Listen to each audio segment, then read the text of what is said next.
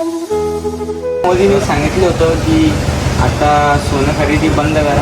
साल भर तक घर में कोई भी फंक्शन हो हम सोने के गहने नहीं खरीदेंगे. जय श्रीराम.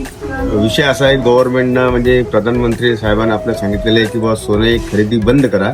त्यांचं असं एक हे आहे की बाबा जसं अमेरिका आणि इराण युद्ध वगैरे जे परिस्थिती आहे त्याच्यामध्ये आपली करन्सी जी आहे ती तिकडे डॉलरमध्ये जाते.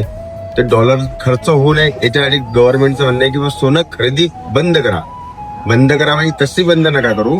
त्याच्यामध्ये त्यांचं म्हणणं की मग तुम्ही जे एक्सचेंज करतात ते करा, पण असं नवीन चलन डबल करू नका. असं प्रधानमंत्रीचं समजा त्या गोष्टीवर सांगण्याचा उद्देश आहे. तुम्ही जुनं सोनं एक्सचेंज करून नवीन सोनं घेऊ शकता, पण नवीन खरेदी नका करू, असं प्रधानमंत्री साहेबांचं म्हणणं आहे. ही गोष्ट फार चांगली आहे. त्याच्यामुळे आपल्या भारताची आर्थिक व्यवस्था अजून मजबूत होईल. या हिशोबानं प्रधानमंत्रीचं म्हणणं आहे की सोनं खरेदी बंद करा. बंद म्हणजे तो विषय बंद आहे. आणि आम्ही त्याला सुद्धा प्रोत्साहन करायला तयार आहे कस्टमरना किंवा सोनं नवीन घेऊ नका, जुनं एक्सचेंज केलं तर चालेल.